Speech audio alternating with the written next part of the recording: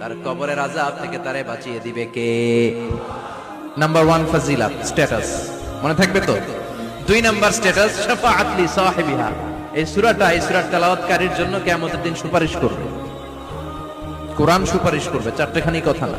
কোরআন যদি আপনার বিরুদ্ধে দাঁড়ায় আপনার জান্নাত ক্যান্সেল, আর কোরআন যদি আপনার ব্যাপারে আল্লাহর কাছে রেকমেন্ডেশন করে জান্নাত আপনার জন্য ওয়াজিব করে দিবে কে?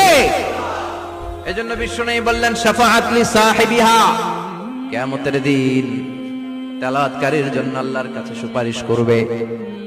2টা গেল। 3 নাম্বার বিশ্বনবী বললেন খাসামাত আন সাহিবিহা। এই সূরাটা কিয়ামতের দিন এই সূরার তেলাওয়াতকারীর পক্ষ নিয়ে আল্লাহর সাথে ঝগড়া করা শুরু করে দিবে।